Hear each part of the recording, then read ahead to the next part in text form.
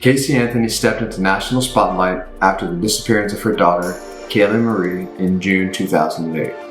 As the story unfolds, it uncovers a tumultuous family life, an array of deception and criminal conduct. Many believe she was unquestionably guilty from the start. The jury, however, felt different due to the evidence being considered circumstantial. Anthony was acquitted of murder in 2011. However, she was found to be coined the most hated woman in America. This is going to be the story of Casey Anthony.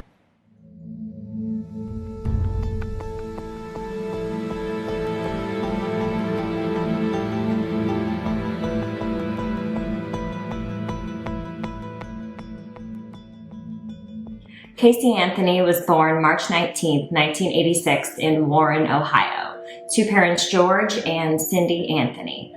George worked in law enforcement and a few of other security details, and Cindy was a registered nurse.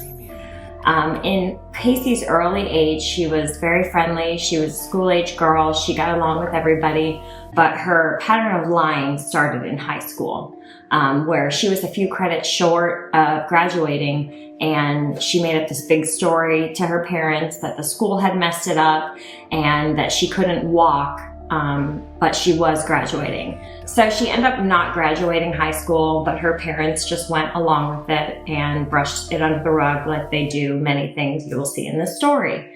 When she was 19, Casey put on some weight, and her parents had asked, "Are you pregnant?" And Casey, stating that she was a virgin, denied the pregnancy.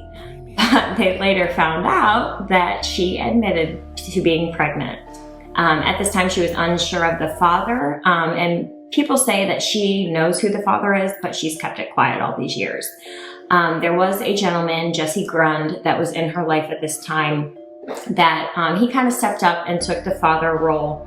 Caylee was born on August 9th, 2005. And Jesse was there. They did not get a DNA test until after a few months after she was born, but it was found that Jesse was not the father. But he didn't care either way. He had made a bond with her and treated her like his own daughter. One thing I would like to mention is that during Casey's pregnancy, she had told a friend that she was wanting to give the baby up for adoption. But like you'll see, Cindy is the matriarch of the family, and basically whatever she says goes. So she insisted to Casey that she would have the baby. So Caylee was born August 9th, 2005. George and Cindy Anthony had battled quite a bit back and forth with Casey about her parenting style and what she did. Because in reality, George and Cindy took the real responsibility of parenting Caylee, while Casey kind of went off and did whatever. They bought her food, they bought her clothes, they did stuff with her, they took care of her and like literally watched her most of the time throughout the day.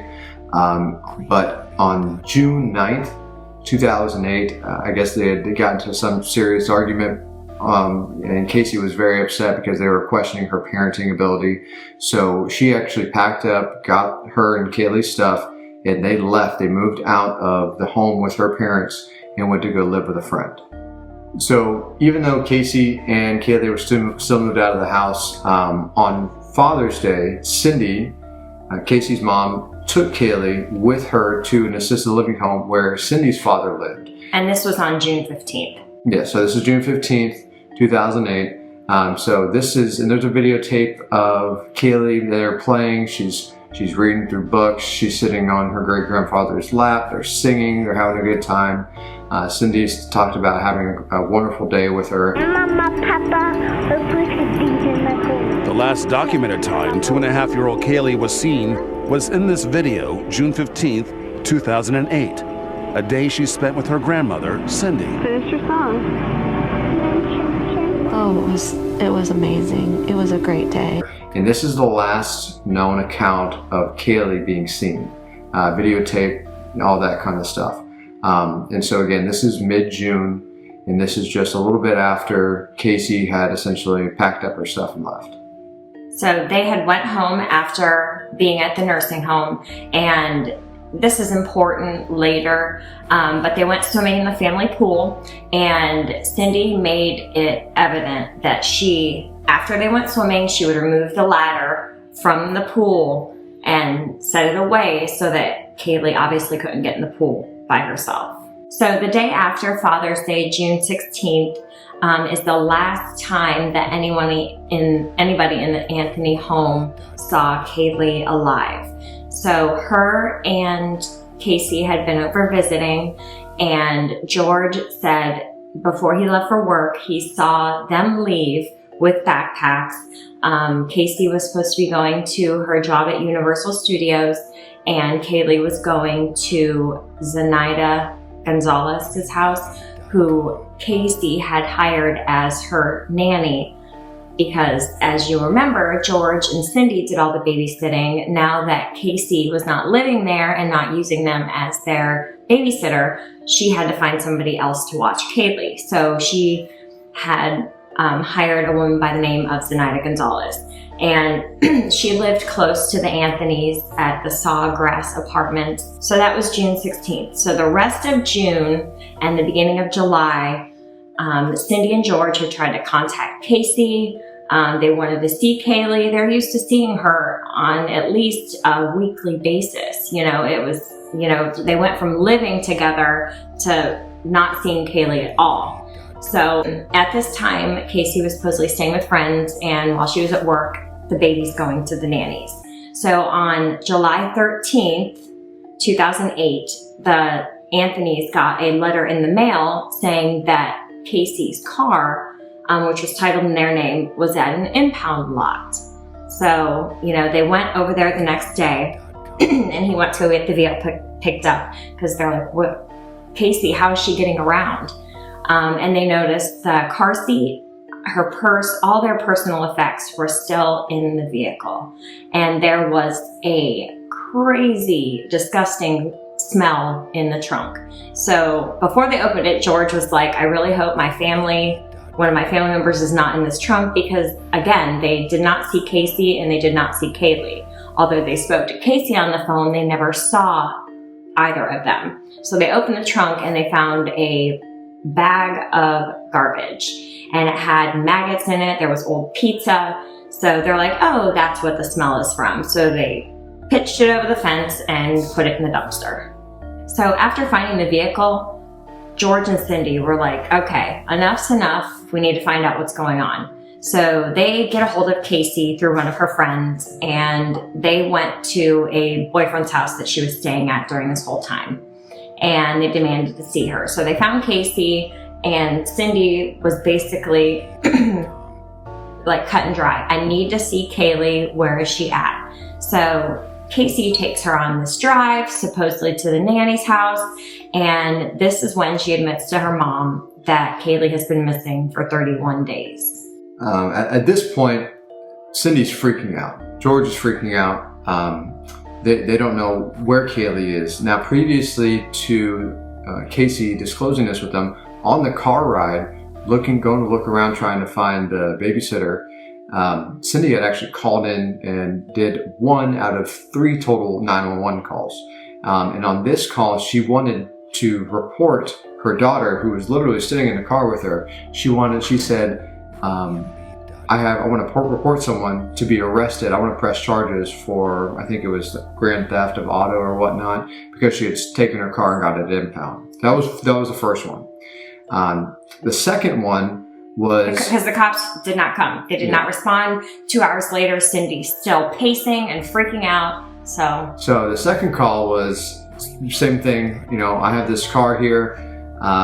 I got it back, but I want to press charges for being stolen, and it smells like there's a dead body in the car. It's a terrible smell. That's her infamous line. That they say is going to haunt her forever. Right. Now the third call was after Casey had disclosed that Caylee had been missing for 31 days. The third call was frantic, and this one was... You could barely understand it. I called other times for whatever reason, but I was also just told that my granddaughter's been missing for 31 days and no one has seen her, and we think the babysitter kidnapped her and all this stuff. And This is it was a very erratic behavior. Like the dispatcher's like, you called all these other times and now you're adding this to the story. 911, what's your emergency? I called a little bit ago, the deputy sheriff's not here. I found out my granddaughter has been taken. She has been missing for a month. Her mother finally admitted that she's been missing. Okay, what is here now? Okay, what is the address that you're calling from? We're talking about a 3-year-old little girl. My daughter finally admitted that the baby's in the store. There's something wrong. I found my daughter's car today, and it smells like there's been a dead body in the damn car. Okay, what is the 3-year-old's name? Caylee, Caylee, Anthony. So on this account, they sent police right over, and Shocking. yeah, with a missing child. You know, I'm not downgrading the cops. I know they do a lot, and I know they get a lot of crazy phone calls, and they can only respond to so many. But yeah, obviously, a heightened of a missing child is going to be more than someone who you're sitting in your living room with your daughter who took your car. Yeah. And so after gathering information, Casey Anthony was arrested on July 16, 2008 for child neglect.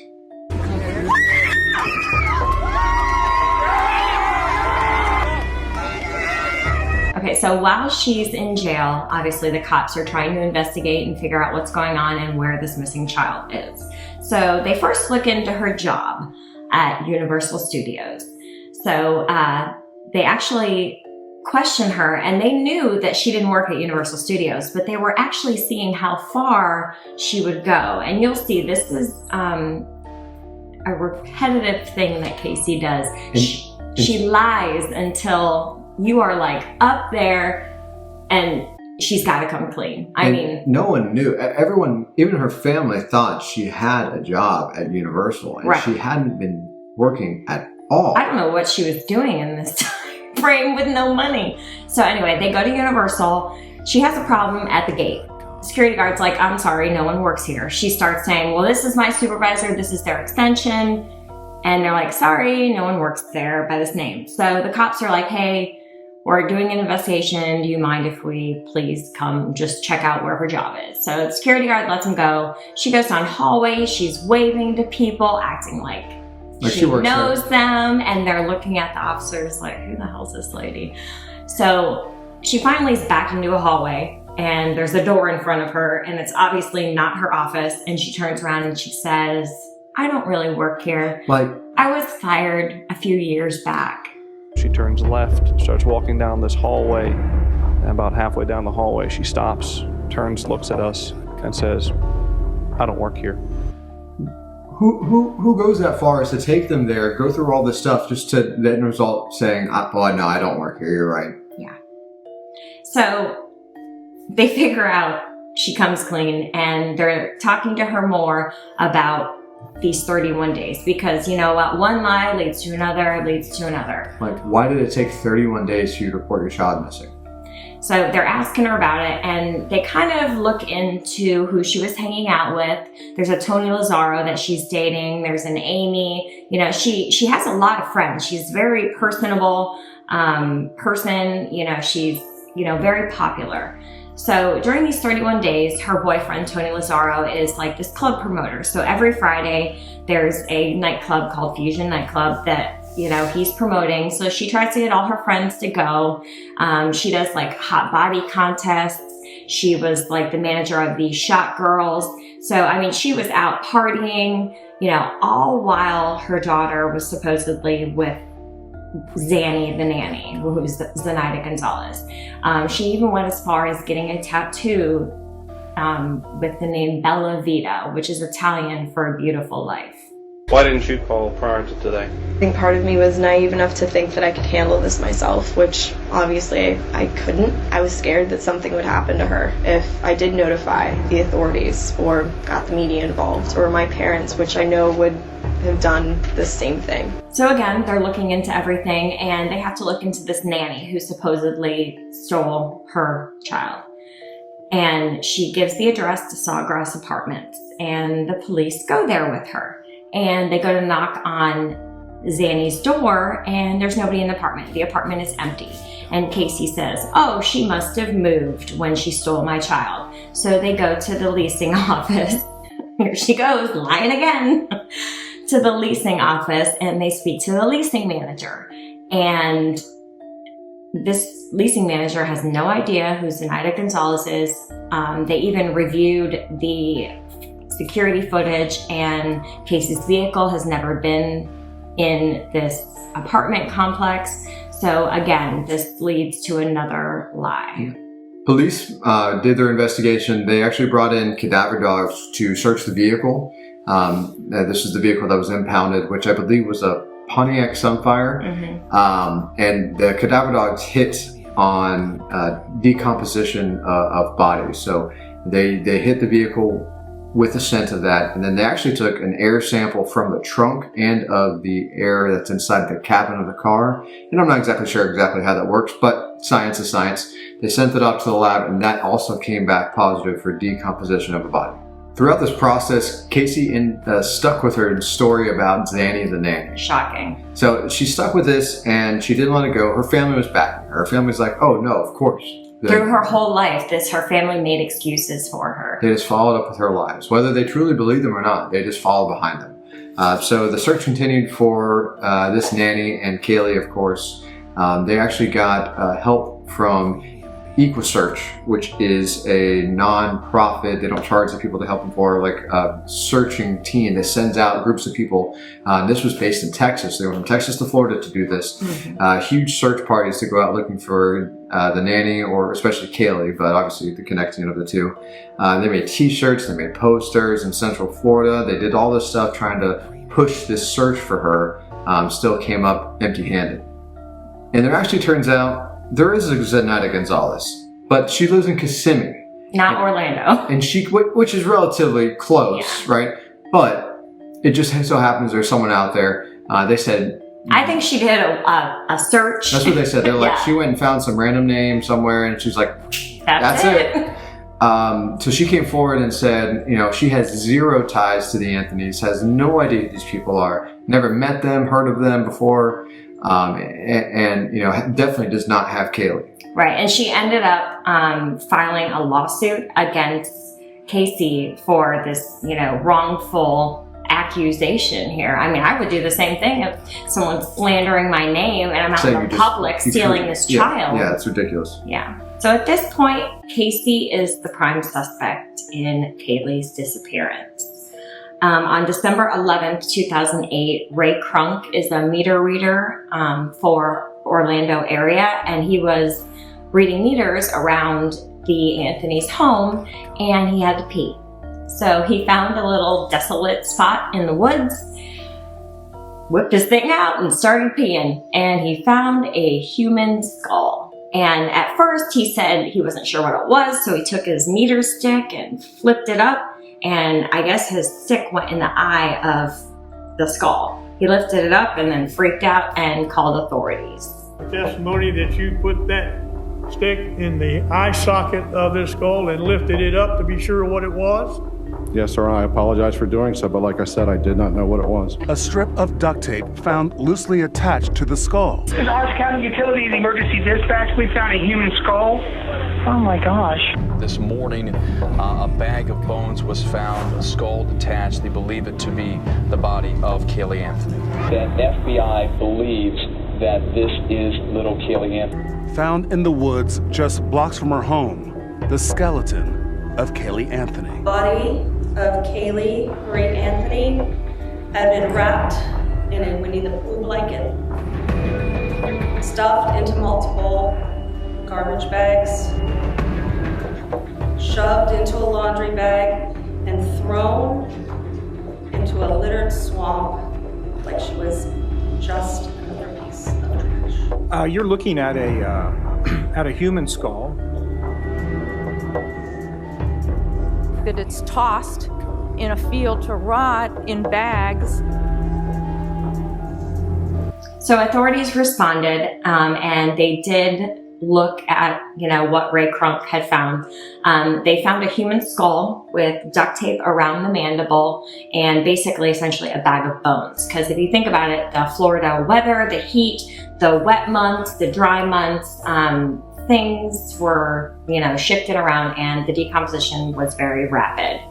When they found the bag, the investigators said that it was kind of scattered. It was kind of pulled apart.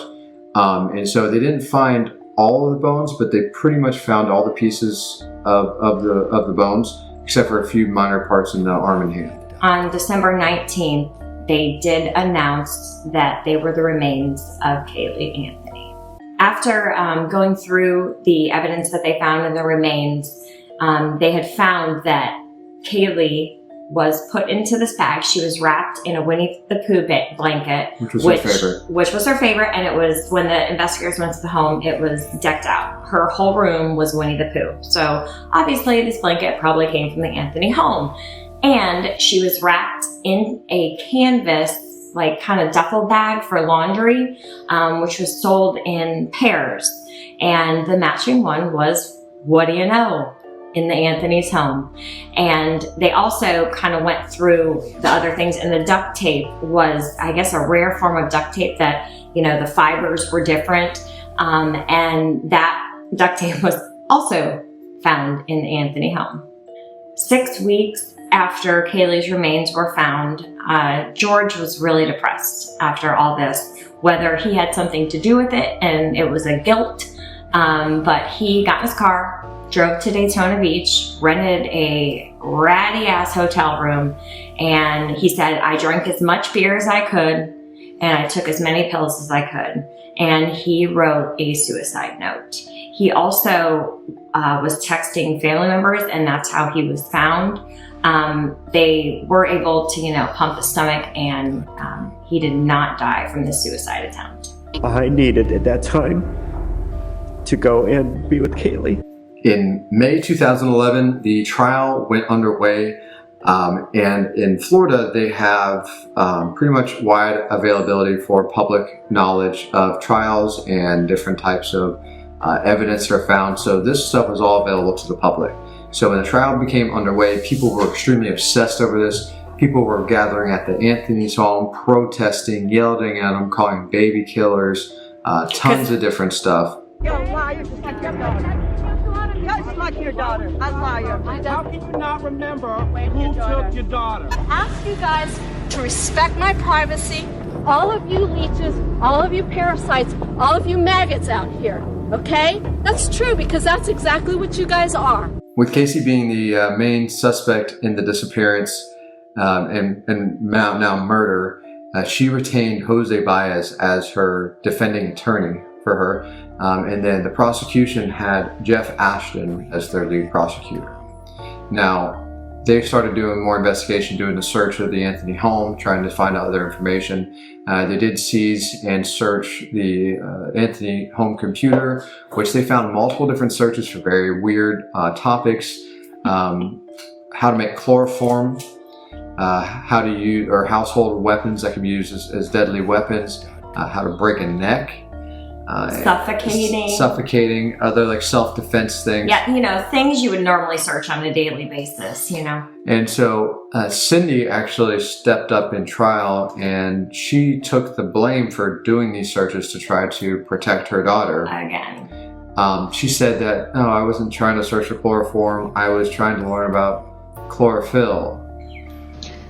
Well, I started looking at chlorophyll, and I was concerned about my smallest Yorkie. We have 2 Yorkie puppies. So I started looking up sources from the backyard that could potentially cause her to be more sleepy than it would affect the larger dog. And I started looking up chlorophyll, and then that prompted me to look up chloroform. And I misspelled it.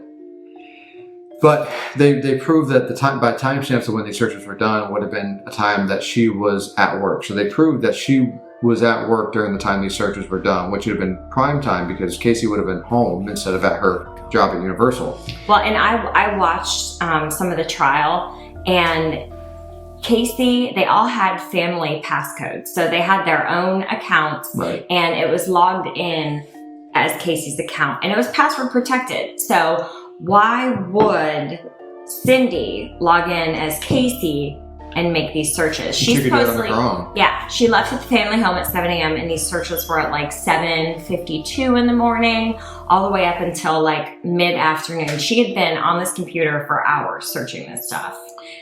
And they never really got anywhere further with an explanation for why these searches were done. Right, it was just dropped. Like, they never investigated further about these searches. In the eye of the public, Caylee was a murderer. They thought that she was a party girl who just wanted to party.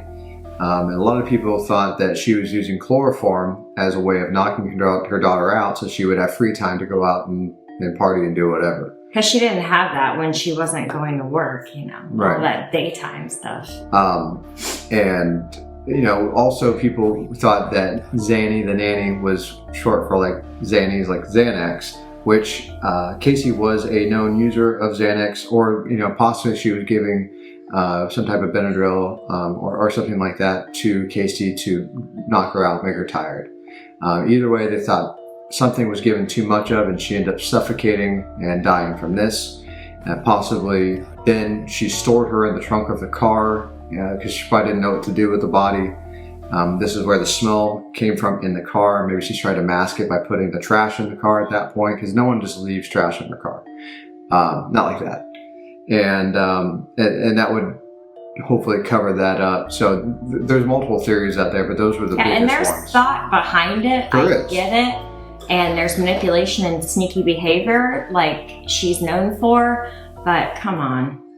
So as the trial is underway, the first day of opening arguments, the prosecution sets the stage, and then Jose Baez, which I think he had like 3 years under his belt, and he was not well known, but he was a good storyteller. So he comes up with this bogus allegation, in my opinion, he come out swinging.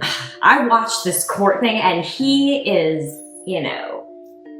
disagreeing with everything, trying to get everything thrown out, objection, all this stuff. It's very, very interesting. It's 6 weeks long, so I didn't watch the whole thing, but I just watched snippets here and there. So anyway, he starts this first day of trial opening statements with this bold accusation that Caylee learned to lie from a young age from her father, that he was molesting her as when she started at 9 years old. And they even went as far as saying in trial that Caylee could have her dad's penis in her mouth and go to school and interact with the kids like nothing happened. Like, where does this come from? There is no solid factual evidence that this happened. Never once has she told anyone Never this. mentioned it. And if you watch the interaction between Caylee when she's behind bars and her parents, she's loving. She says, "You're the best father. You're the best grandfather. I'm so happy that Caylee has you." Hey, gorgeous, how you doing? I look like hell. Well, you know something? You really need to keep your spirit high for all this. Caylee is so lucky to have both of you. I can't even put into words how glad I am that she's had both of you, and that she still has both of you. It goes without saying, that our house is empty without both of you there. I love you guys so much. I just want you to know that. I wish I could have said something, or have hugged you, or at least spent a moment with you the day of the hearing. I know, sweetie. We felt the same way. And she preferred to talk to him over anyone else. Like, this is not a woman who has been battered and molested by her dad. I know that if something like that had happened to me, that is the farthest person, or the farthest I would ever want to be from somebody, would be that person. Like, I don't know how you go from point A to point B. It's like 0 to 60, completely opposite. And of course, George Anthony denied all these accusations. Right, he was the first witness, and he denied all these accusations. So Caylee went along with throwing her father under the bus to cover her own ass. He let it go.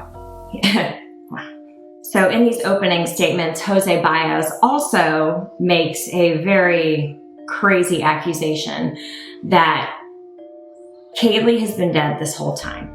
That George was home, Caylee was home, and Caylee was home, and Caylee disappeared. They're searching around the house, looking outside, looking inside, and George finds her at the bottom of the pool. As you would remember, they were very, very adamant and very protective of this pool because in Florida, the statistics, there's a lot of drownings. You know, it is hot all year round, so we swim a lot more. There's a lot more pools. So I get why there's more drownings for statistics, but they said she drowned in the pool. George pulled her out. They tried to save her. They could not save her, and they basically covered it up. That George disposed of Caylee. I don't know if he kept her and then disposed of her later, because supposedly they did searches in that area and didn't find the body. But again, it might have been underwater. So on June 15th, when they were at the grandfather's, great-grandfather's nursing home, they went swimming that day, and Cindy said that she removed the ladder and locked the gate. On June 17th, which is 2 days later, there was no swimming at this point. In between this time, Cindy and George noticed that, and this came out in trial, this was not discovered earlier, that the pool gate had been open and the ladder was up against the pool. So someone could have gotten into the pool and drowned. They also pointed out in trial that when George committed suicide 6 weeks after they found the body of Caylee, that this was a guilty action, that he felt guilty, that he killed Caylee, he wanted to go be with Caylee, so he attempted suicide.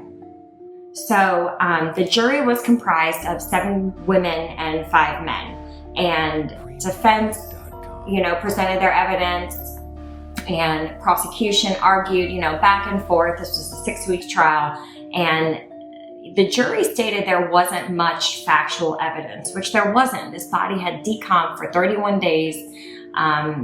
There was not really anything tying, there were no fingerprints found on the duct tape. There was no fingerprints or hairs. I mean, they said they found a hair in the trunk that looked like, or it was very similar to Caylee's, but they couldn't tell for sure because the body had decomped so far. And they said it was more speculation due to the time, again, of the body and the shape it was in when they recovered her bones. So on July 5th, the jury only deliberated for 10 hours, okay? And they... think of it, a 6-week trial. No, it's 10 hours. Yeah. So on the count of first-degree murder, she was found... not guilty. Aggravated child abuse. Not guilty.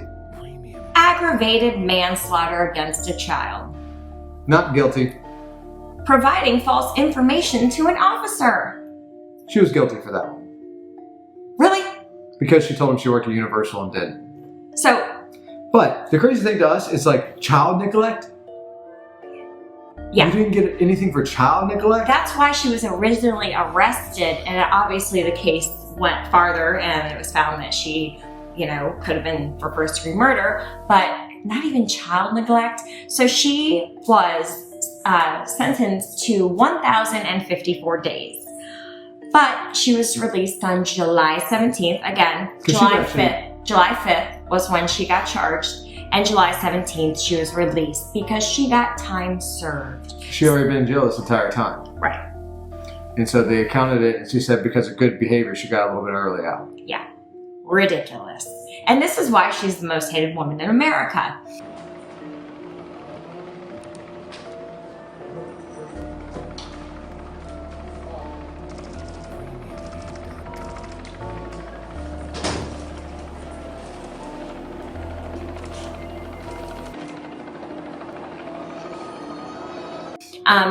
The judge did make her pay, for providing information. EquiSearch was there, and, it cost money to get all these people out.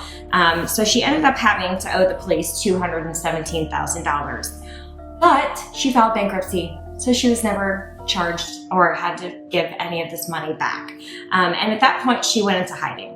Obviously, if something like this happened to me, I would leave the state of Florida. Hell, I would leave the United States. Yeah. Why are you going to stay in a state where everybody knows who you are? I lived in Ohio when this whole trial was going on, and I didn't really know who Caylee Anthony was.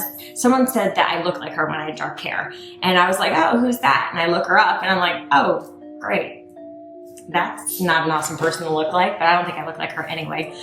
So she went into hiding, and supposedly now she's living in South Florida working for a private investigator. So she does like internet searches and stuff like that. His name's Patrick McKenna. To this day, she still is denying killing her daughter. And actually, I was reading that there was supposed to be some racy movie released in 2020, and thanks to COVID, it was canceled. It was supposed to be depicting her life and the truth, and it was called As I Was Told. No one wants to see that. I would watch it. I think America wants to know. I'd watch it, but no one, hold on. No one would like that. Everyone's going to be like, you crazy bitch, you still killed your kid. Yeah, no, exactly. But she knows what people want to see. And I guess she had said she has to have the scene in there depicting how she got pregnant. So, I mean, she's going to whore around and sleep with like 17 different guys and not know who the father is. And that's really important, the story of Caylee Anthony. I mean, we were talking, people don't really talk about Caylee. And that's the whole reason why we're here, is because Caylee was murdered. And everyone talks about Casey Anthony.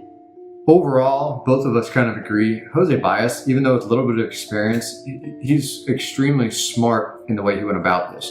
He knew that the prosecution did not have much detail. They did not have anything to really pin down. Like, she was partying during these 31 days and not acting like an appropriate mother, but nothing points. There's nothing you can directly connect to her that ties her into the murder. Right. And that's where it becomes an issue of circumstantial. So to the jury, and he's throwing all these crazy stories out there. He's throwing all these other people into the timeline. And really, it's just a big jumbled mess. And unless you have a direct line that can connect it to her. So he messed with the jury's mind, which was the smartest thing he could have done, because he had a guilty client. And, you know, you just gotta play cat and mouse with the jury and make them look this way and throw the ball this way. And, you know, he did a really good job of defending her. And because of him, Casey Anthony is free today. Yeah. So again, with most of our cases, go look further, investigate further. The whole court case, the whole thing is online on YouTube. Like I said, I watched it, you know, pieces and parts, but there is a lot. There's a lot of information. A lot of information. You can dig deeper. There's some things that we kind of brushed on. There's some things that we left out completely because we didn't want this to be 17 hours long. So again, this was a very brief account of, you know, the Caylee Anthony story. Thank you so much for watching. We really appreciate it. We're really enjoying all the support. So we have a goal that we are trying to reach. We are currently trying to hit 100 subscribers, so that's where we're going. And after we hit that goal, we will move on and continue to grow and reach towards our next. But we do need your help for that. So if you haven't subscribed to the channel, our channel, please subscribe, like, comment, all that fun stuff. Interact with us. We do comment back. We try to be as quickly as we can for you. And if you have other requests for other cases, please let us know. We will go into those.